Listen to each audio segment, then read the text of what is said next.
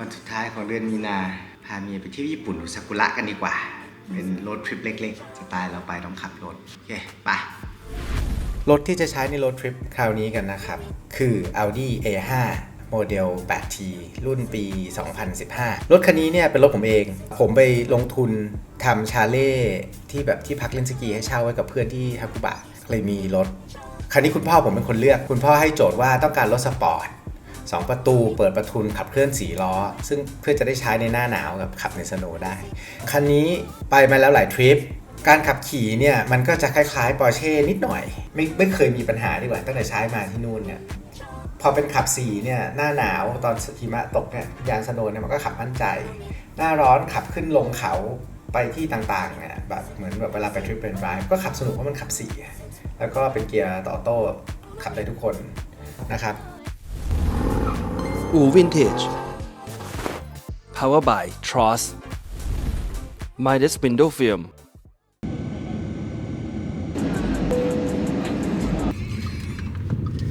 ถึงญี่ปุ่นแล้วก็ร้อนกว่าที่คิดเลยเขาบอกว่า 10-18 องศาปรากฏเรามาถึง 23ตอนแรกนี่25นะเหรออุ้ยซากุระลงมาถึงก็เห็นเลยนะครับแต่ยังแบบเพิ่งเป็นตุ่มๆอยู่นะยังเป็นตุ่มอยู่ก็เดี๋ยววันนี้ไปลบปงหงิแถวนั้นจริงๆก็คือมีเดินดูซากุระด้วยแต่ว่าติดไฟมีแบบซากุระติดไฟแต่ว่ารถค่อนข้างติดมากคิดว่ารีบเข้าไปเลยดีกว่าแล้วก็เดี๋ยวไปจอดรถหาอะไรกินแถวนั้นเดินเล่นก่อนวันแรกจริงๆวันนี้ไม่ได้แพลนอะไรเนาะไม่มีวันนี้อากาศเดินทางเรียบร้อยชิลทุกวันไปลุย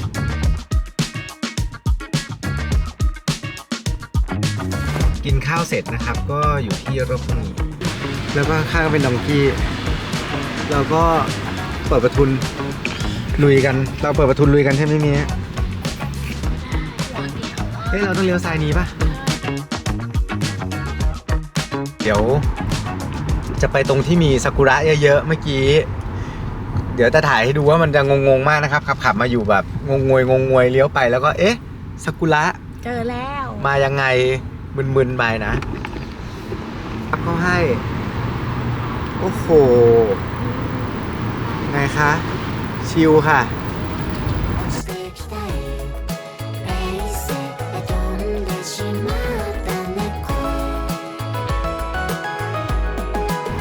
โอเคคืนนี้สาแก่ใจยังเนี่ยได้สาแก่ใจยังดูข้างหลังสิข้างหลังก็สวยนะ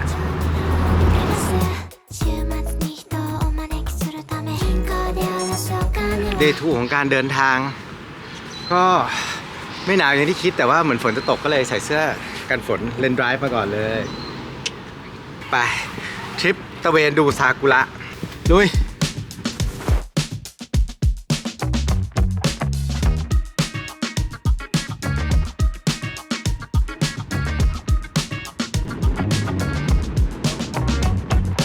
แค่อยู่ในโตเกียวก็มีอุโมงค์ให้มุดเล่นนะสนุกดีเหมือนกันนะ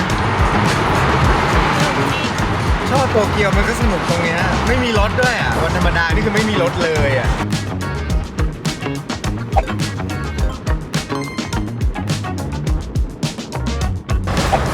เราถึงชิโอริพาร์คดูโลโก้แล้วก็ดูเยอะมากด้วยที่เมื่อกี้เรามาตามล่าหาสีชมพู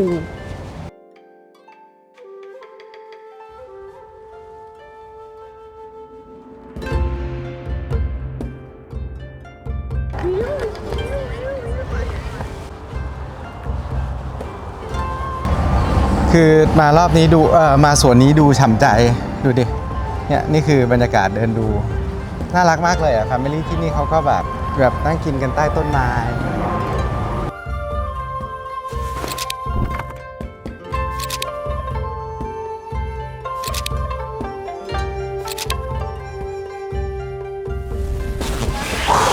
ไปไหนต่ออุเอโนพาร์คใช่ไหมนี่จะบอกว่าจริงๆมันมีแอปแนะนำนะแอปชื่ออะไรนะมิซากุระนาวิย่อมาจาก navigation อันนี้เปิดให้ดูดินี่นะแอปชื่อนี้นะซากุระนาวิกดปุ๊บมันก็จะบอก nationwide Sakura map อย่างที่เราจะไปอุเอโนะพาร์คนี่อุเอโนะพาร์ค ก็เขาก็จะบอก forecast flowering ก็ตั้งแต่ 25 แล้ว full bloom ตั้งแต่เมื่อวาน แล้วพอ now prediction ก็ 100% best time จริงๆ แล้วมันมีรายละเอียดให้กดเข้าไปอีก เดี๋ยวไปดูกันว่าจริงหรือเปล่าตรงไหม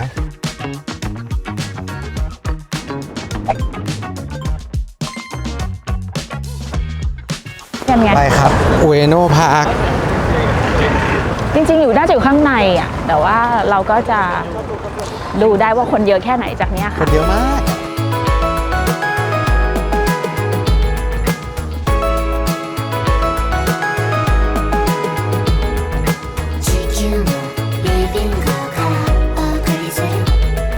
อันนี้ก็ฝากถึงอุทยานไทยนะครับ ถ้าเรายอมให้คนเข้ามาทานเหล้าแบบมี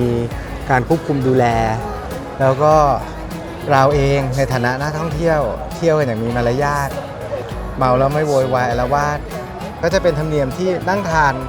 เหล้าชมความงามในอุทยานกันได้แบบนี้นะครับชอบมากมีอีกด้านหนึ่งนะครับ ถ้าเกิดมากินเหล้าในพาร์คแล้วเกิดโวยวายหรือสร้างปัญหาขึ้นมาก็รัฐบาลก็จะส่งรถอิซูซุมารับนะครับเรียบร้อยครับไปได้ทั้งชุด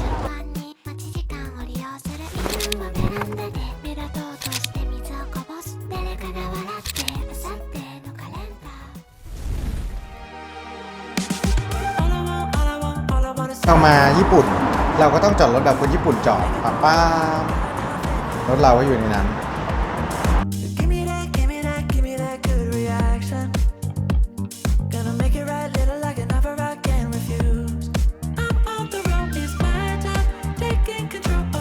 คือวัฒนธรรมที่เนี่ยเขาต้องนั่งดูซากุระกันถูกไหมอันนี้ ปิกนิก อะไรอย่างเงี้ยพอมันนั่งไม่ได้อยู่บนถนนมันก็เลยไม่เป็นจุดที่แบบให้มาดูแต่จริงอ่ะทั้งเมืองอ่ะมีแต่ซากุระเนี่ยข้างหน้าก็มีเนี่ยนะดูเนี่ย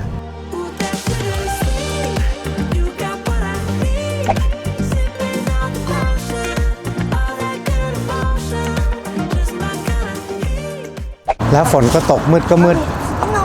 ดีนะว่าเอาเสื้อที่แบบโอ้เราเรนโค้ทเรนดรายมานะครับอย่าโอเค เรนโค้ทเรนดรายนะครับ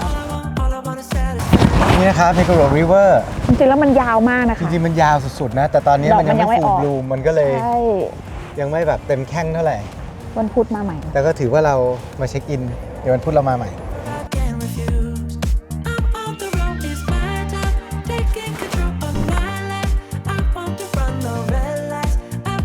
เปลี่ยนแผนเล็กน้อยนะคือตอนนี้อยู่โตเกียวมิดทาวน์เมโกโรเนี่ยมันยังไม่ค่อยบานมากเราก็เลยจะมาดูอันตรงกลางคืนที่มิดทาวน์เคลียร์ให้จบแล้วพรุ่งนี้ค่อยไปอันที่เราไปไม่ได้มาวันนี้เห็นไฟตรงนั้นป่ะแล้วก็ตรงนั้นไม่ได้มีต้นไม้รอบๆเนี่ยตอนที่มันบานเต็มๆเมื่อไหร่เนี่ยเขาก็จะมีการ์เด้นเทอร์เรสด้วยจ้ะซึ่งตอนนี้ก็จะเปิดนะเดี๋ยววันนี้จะไปลองดูมีการ์เด้นเทอร์เรสด้วยไปไหม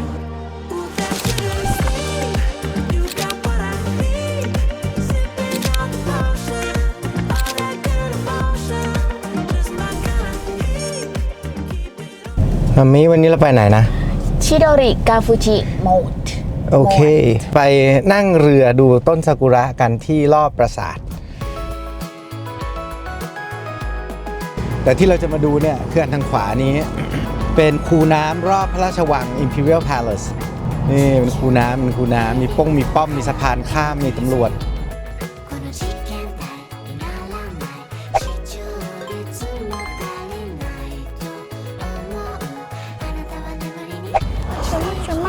ญี่ปุ่นนี่มันเนียบเนาะ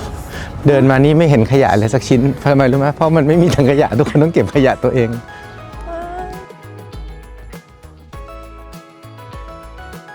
เราต้องทำอะไรขนาดนี้เลยเหรอมารอกันตั้งแต่8 โมงอ่ะแล้วคิวเปิด 9 ครึ่งอ่ะคือนี่คือคิวเพิ่งเปิดอ่ะแต่ปัญหาคือเรือมันมีจำกัดไงมันก็ต้องแบบยังไม่ถึงปลายทางเลยจ้ะสงสัยจะได้ไปที่อื่นแทนวันนี้น่าจะเร็วแต่คนญี่ปุ่นเขาเวลาเขานัดกันดูซากุระ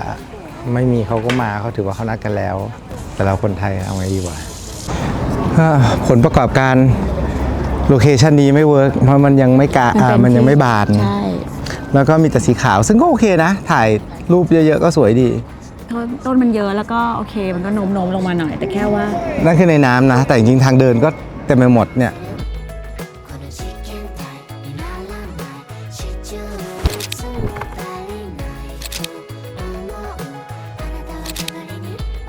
北へ冷静へ飛んでしまった猫 next destination ที่ไหนนะเมีย โยโยงิพาร์ค โยโยงิพาร์คชิบุยะ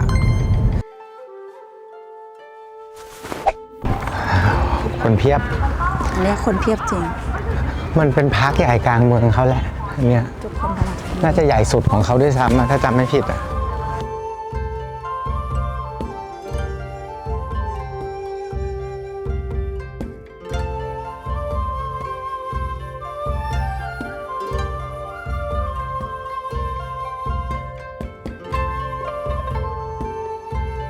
เนี่ยนะเขาก็มาเซตอัพเป็นแบบเนี่ยทุกคนก็มาปิกนิกกันนะ ผมชอบมากเลยผมมันเท่มากเลยอะ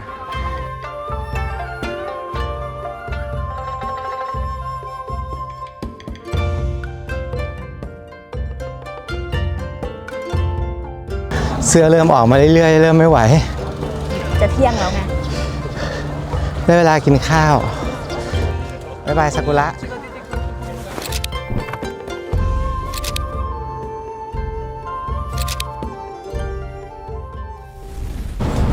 มาแล้วมาริโอคาร์ท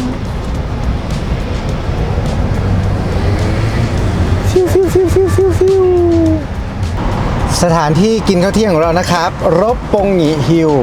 เนี่ยทางเข้าก็จะอยู่ตรงนู้นมันเจ๋งมากเลยนะ ผมชอบมากคือแบบเนี่ยเราอยู่ถนนแบบใหญ่ๆเลยนะ เข้าไปเป็นโครงการก็ทั้งอันเลี้ยวขวาฟับเข้าไปเลย วันแบงคอกพยายามทำอย่างนี้หรือเปล่าก็ไม่รู้นะ ที่เมืองไทยอ่ะที่แบบเข้าไปเลย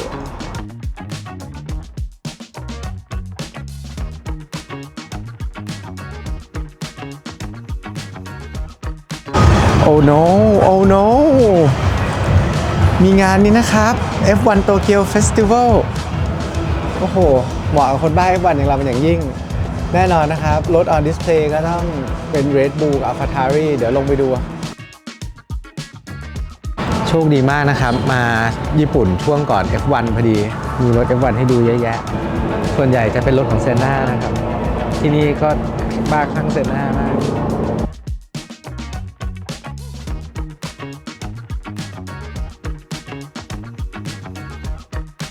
อันนี้ก็เป็นวิลเลียม F1 นะครับ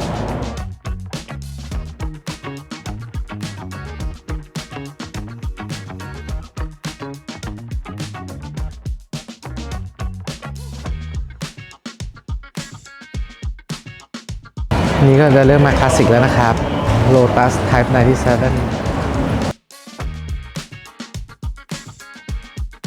Kojima Engineering พอร์ตคอสเวิร์ดนะครับ ไม่รู้ได้แข่งวันนะคันนี้ไม่เคยเห็นหรืออาจจะแข่งมา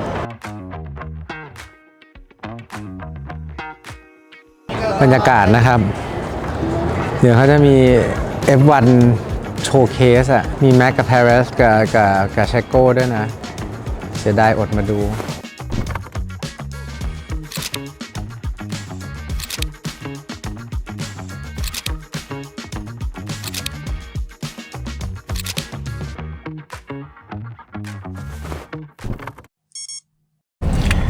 Day 3 หรือ last day เดี๋ยวจะไปเก็บซากุระที่ เก็บซากุระที่เมกุโร่ River นะครับ ที่มันเป็นเขาเรียกอะไรไม่ใช่ แม่น้ำ คลอง คลอง วันแรกมาที่เราไปตอนเย็นๆกลางคืนน่ะแล้วก็แบบมันเห็นแต่แบบเป็นแบบเม็ดๆเป็นบัตอยู่อะยังไม่ออกดอก คนรีวิว มีคนรีวิวมาเราก็เลยจะกลับไปเก็บซะก่อนแล้วก็เลี้ยวผิดซวย อ้าว ว่าเดี๋ยวคุยแล้ว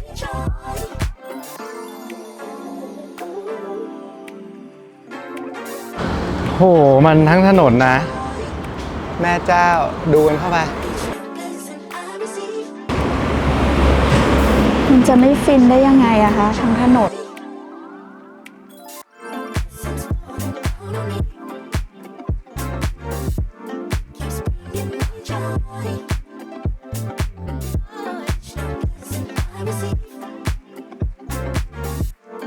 มันมาก คือคนอาจจะรู้สึกว่าแบบ เอ๊ะ คืออะไรกันนักกันหนากับแค่ดอกไม้ แต่คือความชอบอะมาญี่ปุ่นตั้งแต่เด็กๆ ก็มาดูซากุระนี่แหละ มาดูซากุระแล้วก็กินเหล้าเดี๋ยวรอบนี้ขับรถไปทุกที่ไง ก็เลยกินเหล้าไม่ได้ ไม่งั้นก็จะแบบนั่งจิบสาเกใต้ต้นซากุระอะไรอย่างเงี้ย เท่ๆอะแล้วแบบอยู่ๆวันนี้ก็มี นี่คือจุดที่เราเลี้ยวเมื่อวันก่อนเลยใช่ ต้นนี้ยังฟึ่ม อันนี้คืออันที่เราเลี้ยวกันก่อนเลยนะ ใช่ใช่แล้วก็เดี๋ยวซ้ายโอ้ แต่ฝนตกอ่ะ โอ้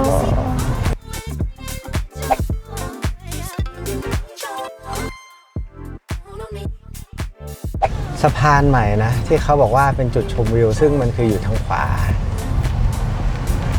เดี๋ยวเราไปก็คนเยอะนะ คนก็มาดูกันแหละ มาดูซากุระกันแหละ แต่ฝนมันตกอ่ะ มันก็ดูไม่เห็นอะไรอ่ะ เนี่ยอ่ะไปช้าๆเลยเนี่ย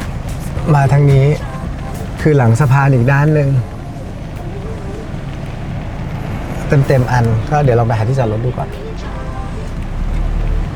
คือคลองอยู่แค่เนี้ยแล้วก็ซากุระเต็ม แต่ว่าไม่มีที่จอดรถ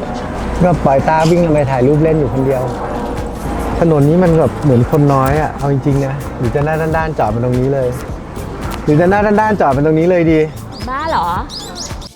สรุปคือซากุระแพ้ป๊อปมาร์ทนะครับ เพราะว่า ฝนตกแล้วก็ เราแวะแล้ว ไม่มีร่ม แต่จริงๆมันสวยนะครับ เพราะว่าต้นอ่ะมันทั้งย้อยลงน้ำแล้วมันทั้งย้อยกลับมาแล้วมันมี2แนว โค้งเป็นทันเนล มัน อยู่ โค้งอ่ะมันโค้งเป็นอุโมงค์เป็นทันเนลอ่ะก็ขอแสดงความยินดีกับคนไทยที่จะมาญี่ปุ่นสงกรานต์ปี 2024 ด้วยนะครับ ผมว่าคุณเห็นซากุระทั้ง เขาบอกว่าเป็นครั้งแรกในรอบ 12 ปี ที่ซากุระช้าขนาดเนี้ย ใช่ เพราะฉะนั้นเป็นครั้งแรกที่คนมาหยุดช่วงสงกรานต์เราได้มาแล้วได้ดู เพิ่งรู้นะว่าไอ้พวกรถมาริโอคาร์ที่เขาขับกันเนี่ยมันมีทะเบียนเว้ยนึกว่าเป็นโกคาร์ทขับเล่นๆมากกว่ามีทะเบียน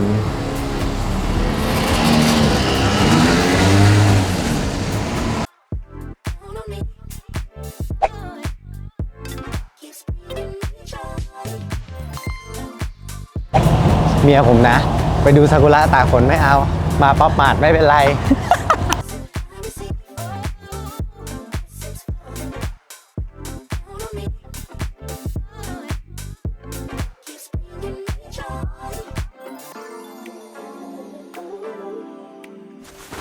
โอเคขับจบทริปก็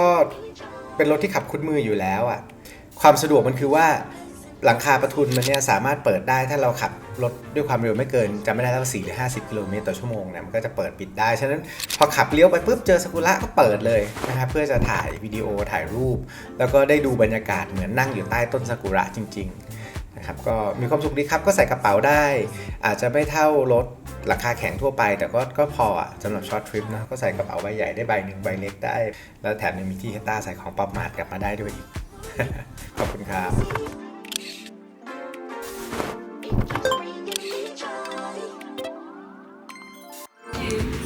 กลับบ้านก็วันสุดท้ายฝนตกวันเว้นวันมานี่แล้วก็เพิ่งรู้ว่าซากุระแม่งบานเร็วขนาดนี้คือเป็นครั้งแรกที่มานั่งเฝ้าดู3วันคือปกติเนี่ยเจอก็เจอไม่เจอก็ไม่เจอไม่ได้คิดอะไรใช่ปะรอบนี้พอนั่งเฝ้าดูอะโลเคชั่นเดียวกันเนี่ยมาวันจันทร์ไม่เห็นมาวันพุธฟูลบลูมงงวันจันทร์ยังเป็นบัสแบบเล็กๆอะเป็นแบบอย่างเงี้ยพอวันพุธมาปุ๊บแม่งฟูลบลูมสุดว่ะทริปนี้ก็จะเป็นการรีวิวจุดดูซากุระที่แบบขับรถดูไม่ใช่แบบที่เขารีวิวทั่วไปแบบนั่งรถไฟอะไรเงี้ยคือก็ไม่ได้มีอะไรแปลกนะแต่ว่าเนื่องจากผมก่อนมาเนี่ยผมก็พยายามหารีวิวดูแบบไปดูจุดไหนอะไรเงี้ยพูดเลยว่าต้องโหลดแอปแล้วก็ดูว่าที่ไหนมีฟูลบลูมไม่มีฟูลบลูมแล้วก็ถือว่าปูทางไว้ก่อนเลยเดี๋ยวรอบหน้ามาเต็มๆเดี๋ยวพาพี่เต้นไปด้วยไปกันบายบาย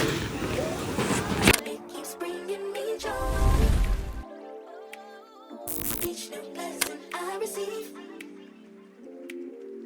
it keeps bringing